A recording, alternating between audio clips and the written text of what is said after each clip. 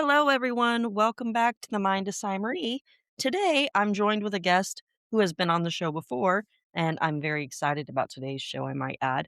Albert Lanier is a writer, retired journalist, and the creator of two film newsletters on Substack, Final Cut and Retro Review. He also hosts the podcast The Write Off on Spotify, where he continues exploring storytelling, film, and the written word. Albert, it's a pleasure to have you here. Welcome to the show again. Well, thank you for having me. It's nice to be back on the Mind of Sai Marie. So it's great to be back. And it's nice to kick off my media tour right here on this show. I'm doing a media tour for award season. So it's a first for me. I was previously a film reviewer and film critic for about 8 years, but I never really did media interviews until the end of my tenure. And I never talked about the Oscars too much, even though I do what I call trend tracking or trend spotting and I follow awards. So this is, I hope, going to be fun, doing a media tour and doing award season. It's a first for me. Well, I think it's going to be a blast, and we're honored to be the kickoff place for you. So, last time we had you on, you were discussing celebrating 31 years as a writer, and you kind of just touched on that a little bit. That was a blast. Just a refresher on that, how did you first get started in journalism and writing? Well, I began in 1994, August 1994 to be exact, and I was an out of work board operator. Basically, I was a radio professional, radio guy. And I was just looking for work in radio and wasn't getting anywhere. And I got the idea to freelance. Where this came from, I don't know. Still a mystery. It could have its own show on Netflix, I guess. But I don't know precisely why I decided to freelance other than I wanted to work. And I needed to work. And I wanted to be a writer, but I went to college. I went to a liberal arts college and studied literature. I studied English. So I really didn't go to college to become a journalist, but I ended up one. And so I looked to try to freelance, got some books from the library, studied up on that and read about as much as I could, learn about as much as I could. Then I started looking for work and found some work and I kept working. As the expression goes, when a slot machine's paying off, you don't leave. So I'm not saying that it was big money, maybe nickel slots, dollar slots. I don't know if there is such a thing as dollar slots. I've never been to Vegas. But I'll just say that it was paying, I was working, I was happy. And I did that. By that, I mean being a freelance writer, being a print journalist and a freelance journalist for 22 years until retirement. So, what have been some of the most pivotal moments in your career over these 3 decades? Well, I would say probably one of the pivotal moments was my article for a publication called Honolulu Weekly, which is sadly not around anymore, where I did an article called Variable Wind Trade, which was about a wind power firm called First Wind, I believe. And the reason why that's pivotal is not so much because it was an investigative type piece, and I was not purely an investigative reporter. I did a lot of kinds of reporting and a lot of kinds of articles, features and news, various kinds of pieces. It was because that article eventually led me to do shows like this, podcast, radio, talk shows, programs. That's why it was pivotal. It really led me to be interviewed on shows for the first time and for many years thereafter. And it also kind of opened me up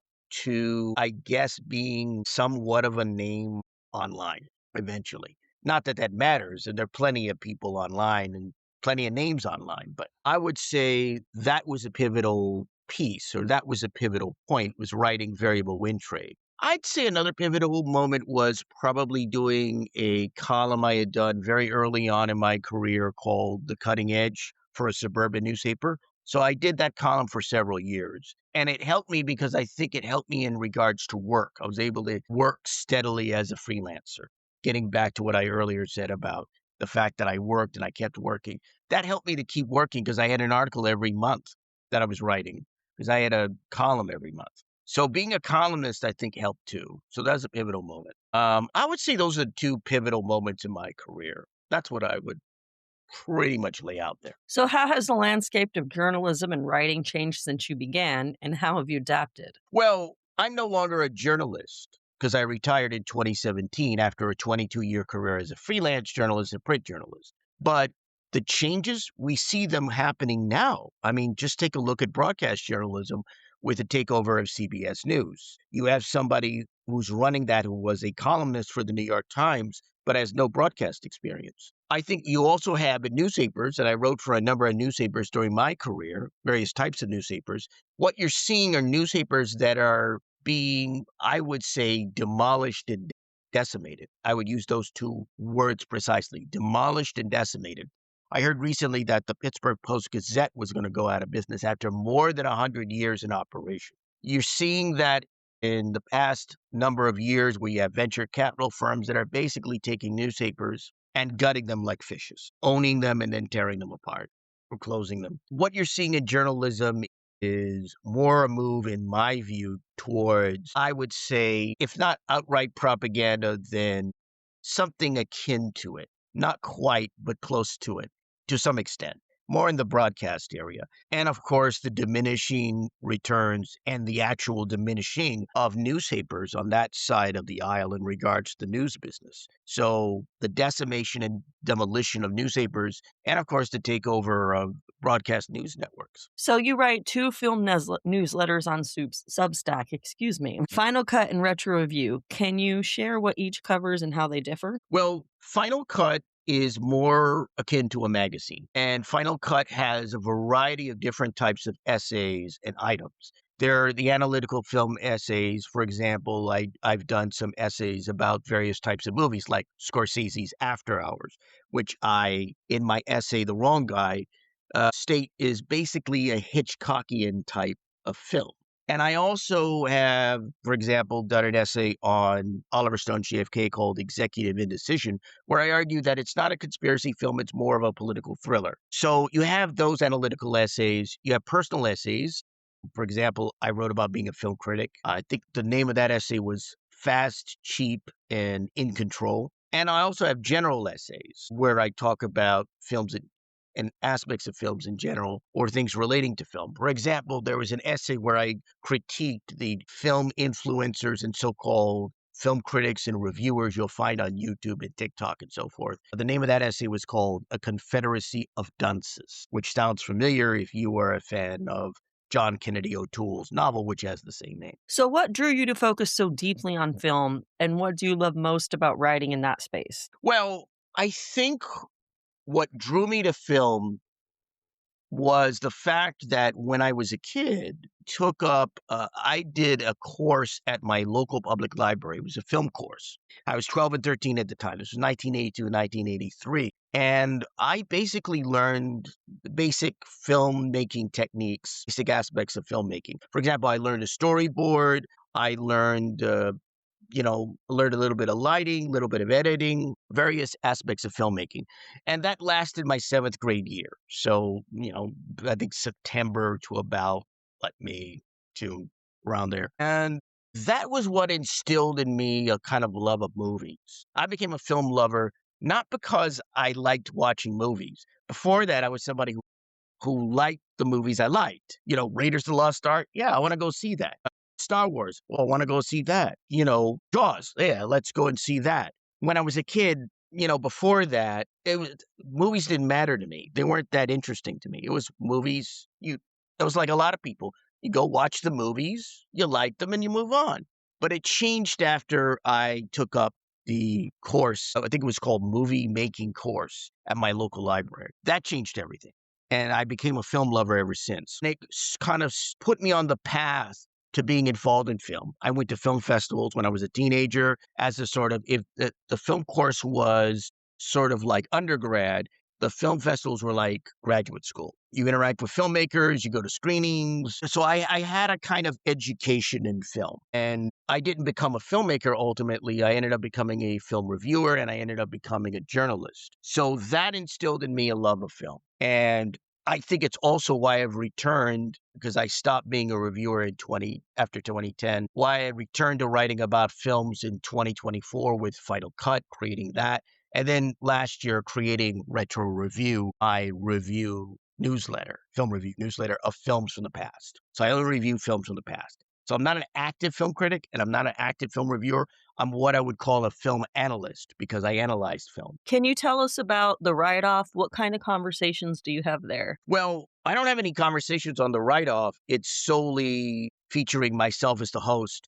But the write-off is a podcast about writing, and it is about writing fields. So I try to feature a field or a profession or a vocation of writing. For example, there's an episode about ghostwriting because I'm a ghostwriter as well. And I think there's also the first episode is about freelance writing. The title of that episode is Freelance Secrets They Don't Want You to Know About. So always an interesting title with that show. I've only done 4 episodes thus far. There's going to be a new season this year. So we're going to get into, I think, screenwriting because I have an essay on my Substack. It's a special essay, general essay, called Dual Story Structure, which is my own process in regards to screenwriting, even though I am not a screenwriter myself. I had come up with this story process for screenwriting. So I think I'm going to be doing an episode of that. I'm not quite sure when I'm going to get around to it, but I will be doing it at some time. So I know you've been interviewed by many different people. Do you like being a guest over hosting, or do you prefer to host over guesting? Oh, I never thought I would host anything. I never wanted to host a podcast. Never wanted to do it. I have a podcast that is a promotional vehicle for Final Cut called the Final Cut Podcast. So I just did my first episode of the 3rd season. Just came out. It's episode 21 called The Year of Filming Dangerously. And it's about the Oscars and talking about the Oscars. So it so I've already done that, and that's out. In regards to whether I like being a host or whether I like being a guest, I've always liked being a guest. I prefer being interviewed. I'm new to hosting. I've never hosted before. So we are right in the thick of the 98th Academy Awards season, which brings me to Ryan Coogler's Sinners. And I just gotta say, some people see a vampire flick, but if you can't hear the history in the score or see the allegory in the invitation to the club, you're missing the heartbeat of what I feel is the most important film of the decade. So that said, Sinners just made history with a record-breaking 16 nominations, surpassing Titanic and La La Land. As a critic, why do you think this specific supernatural thriller resonated so deeply with the Academy to break an all-time record? That's an excellent question. And I wish I had sources at the Academy and people that I knew in terms of the Academy in regards to why it gave 16 nominations. I don't know anyone there, unfortunately, so I can't give you like a firsthand account. I can only give you my theory, and that is that I think that Sinners, and I call Sinners actually a hybrid movie. What I think it is a cultural drama steeped in folklore and music embedded within a horror movie. So I don't think it's a pure horror movie. I think it's a rather clever horror movie that is simply, it's really cultural, sort of cultural historical drama and folklore mixed with music. That's placed within a horror movie structure matrix. So I think it's the technical aspects of it. It got a lot of technical nominations. And I think it's because it's such a beautifully shot movie, well done technically, a well done technical film. And I think it's quite an achievement. I can agree with that. So, we've also seen a massive year for elevated genre, which is obviously going to be horror, it looks like. Guillermo del Toro finally brought his passion project Frankenstein to life with 9 nominations, and Zach Cregger's Weapons has Amy Madigan in the Best Supporting Actress race. What does this genre takeover from horror tell us about where cinema is heading in 2026? Well, it's interesting year for horror with the Oscars. I don't know that I've seen a year outside of maybe an occasional film like The Exorcist in the 70s. Maybe if you consider the Silence of the Lambs a horror movie as well, some might consider it a thriller. I haven't seen a movie a year at the Oscars where horror is dominated to the extent, at least in nominations, where you have 3 horror movies. Now they're all different horror movies, right? Weapons is more contemporary horror. Sinners is more a horror hybrid.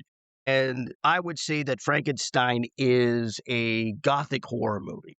But I would say it's an interesting year for horror in that you have different horror movies with different sort of, not just stories and narratives, but different looks and a different feel. One's an adaptation, one is original, a couple are original. So I think these movies are kind of distinct. Like Sinners and Weapons to me are distinct movies. And Frankenstein is an adaptation of Mary Wollstonecraft Shelley's famous novel, but it's a different, slightly different take. So I think they're different horror movies, so there's a variety here. Sinners and Frankenstein are both deeply atmospheric. How much does the technical craft, the below the line work like Ruthie Carter's costumes or Ludwig Göransson's score influence your critical perspective when you're reviewing these big budget spectacles? Well, I think it's important because it's all the elements of a film. And, at least when I reviewed movies, you have to look at the sum total of a film. You can't simply view it from the standpoint of the script and the story because anybody can do that. I mean, I don't think it's difficult. It's easy to go in because you hear a lot of these idiotic, moronic so called reviewers and influencers and imbeciles, as I call them, who will go and talk about how bad the writing is and the writing isn't good. And all they're talking about are these dumb superhero movies that they watch or these big budget spectacles that they watch. They don't watch movies outside of that orbit. And so what's important to note is that if you're going to do a major adaptation of Frankenstein, then the costumes matter. Then the special effects matter, in this case, CGI. The look of the film matters. So I don't know that you can separate all of these elements, all of the technical craft elements from the film and dismiss them. They all contribute to the sum total of the film. And when you're somebody reviewing a movie, you have to review everything. You have to keep all of these things in mind. So when I looked at Frankenstein, the look of the film was what I liked, among other things. That just, especially the beginning with the expedition, the Franklin expedition, or Shackleton to a certain extent. But the beginning of that film, the way that looked, the way the cinematography was, and not just that, but also the costumes in Frankenstein and in Sinners too, right? That's different because it's the 1930s, but they all contribute to the holistic and organic whole of the movie. So you have to keep that in.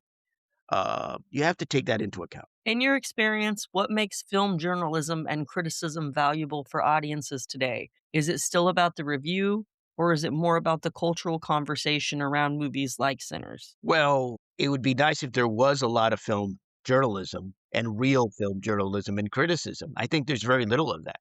Unfortunately, we have wannabe film critics and wannabe film reviewers, people who are making videos on YouTube that look like they're from their crappy little studio apartment and, trying to impress people with their bookshelves full of or shelves full of DVDs and Blu-rays and whatever, what have you in the back. Basically, I think there's very little real film criticism and very little film journalism. I think there's film journalism, but it's more of the news variety, the Dateline Hollywood and the Variety in Hollywood. So the basic, news reporting is still decent, right? Because you still have the trades, thank goodness.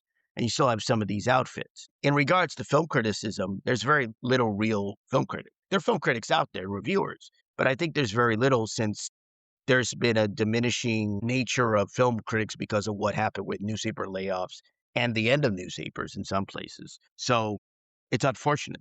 I'd like there to be more real film criticism. So let's pivot to Weapons. It's been described as a multi story horror epic, and the buzz around it is intense. Having followed the production, what do you think makes Zach Cregger's vision so unique compared to the standard studio horror we see every year? Well, number one, multiple stories within the context of the overarching story. So I think Cregger has said this in interviews. When you look at this film, you don't simply have storylines. You have actually multiple stories. So the characters like Justine, or I think it's Archer, played by Josh Brolin, and some of the others, they have their own story within the larger story of the movie. And Weapons, as far as I'm concerned, speaking from my former film reviewers' eye for assessment, I basically call Weapons basically a dark fairy tale. I think it's basically the Pied Piper of Hamelin, a 21st century version of the Pied Piper of Hamelin. So it's a very intriguing film. And I think the multiple stories that the characters have or the people have, and also I think the overall structure of this film, the fact that you have the classroom that's largely missing and the feeling about that, people trying to find out what's going on, what's happening, the over, and I think the mix of mystery that really turns it into an intriguing film. I haven't really seen a horror movie like Weapons that I could think of quite like that. It's a very, very well done film. And in fact, it makes me want to see Zach Cregger's next film. I can agree with that assessment on the Pied Piper of Hamelin. It's definitely got a lot of parallels. There's a lot of talk about how Weapons uses its ensemble cast, including Amy Madigan, who we mentioned earlier, to ground its supernatural elements. From a writer's perspective, how difficult do you feel that it is to balance a massive interlinked narrative like that without losing the audience? That's a very good question. I'm really glad that you asked this question because, from my perspective as a writer, I'll take away the former film reviewer part of it and the former journalist part of it. I'll just say, as a writer, what I found interesting about Weapons is this is a movie that really is a kind of writer's challenge in regards to horror genre. You take something that maybe people have seen in movies like Pulp Fiction or in other kinds of genre films or other kinds of movies, and you import it to horror, and what you get is a different kind of horror movie. And so, from a writer's perspective, I think I'll just say what I would do as a writer if I were writing the screenplay. You got to get the people, the characters. You got to write those out, right? You got to figure out those characters. You have to figure out figure out the main story, like with Weapons. Okay, where do you want the story to develop and grow? And then you figure out these characters. Figure out, look in the case of Archer, okay, who is he going to be? What's his profession? How is he going to figure out what happened with the classroom? Who is he going to confront? Who is he going to deal with? How will he figure it out? How will he do that? And I think you have to do that with each of the characters. And so that you basically are able, once you've got that, it reminds me of something that John Cleese said about writing Faulty Towers. He said, they figured out what they did was they ironed out the plots first and stories, and then they wrote the scripts because you have to sort of know where you're going. And I think that's what I would do. I agree with what Cleese said about that. And I would have to know where I'm going. So you figure out those characters and you figure that out and you figure out the main story and then you integrate all that when you write the draft. I say that because I have my own screenwriting process called dual story structure, which is sort of like Peter Elbow's pre-writing. So you're writing before you write the draft. So, finally, with Sinners, Frankenstein, and Weapons all dominating the cultural conversation right now, do you think we are entering a new golden age of horror genre filmmaking, or is this just a lucky peak for fans of the macabre? I think that's a fair question. It's very hard to determine whether this is a l'âge d'or. I hope that's my French is not great, but golden age of horror movies. I think right now what you have are some outstanding horror movies. Like I thought Sinners was a great technical achievement. And Sinners, although it hasn't been doing well on the award circuit prior to the Oscars, I think this is a film that's going to have, even though it's been successful financially and it was critically acclaimed, I think this is going to be appreciated years to come. And I'll say I wouldn't be surprised if this film is studied in film schools. But it's right now an era where there's been a convergence of interesting and fascinating horror movies and that have been successful. And with Frankenstein, I mean, Frankenstein's interesting because Frankenstein is an adaptation. But what Guillermo del Toro does in this film is he basically looks at the humanity of the creature. Notice I don't call him a monster. I say creature because in his version of Frankenstein, this is the most human I think I've ever seen the so-called creature, the creation of Frankenstein. So it's father and son in the case of Victor Frankenstein, his father, and then Victor and the creature. So that contrast there. So I think it's an interesting period in regards to these horror movies. And it was an interesting year in 2025 for them. Golden Age, I wouldn't say so. Not yet. You have to give it a couple more years or a few more years to see that. Albert, thank you so much for joining me today on the Mind of Sai Marie. It's inspiring to hear about your 31-year journey, your work on Substack and the Write Off, and your insights into this historic Oscar season. To everyone listening, you can find Albert's newsletters, Final Cut and Retro Review on Substack, and listen to the Write Off on Spotify. Until next time, keep creating, keep dreaming, and remember, the mind is the most important story we'll ever tell.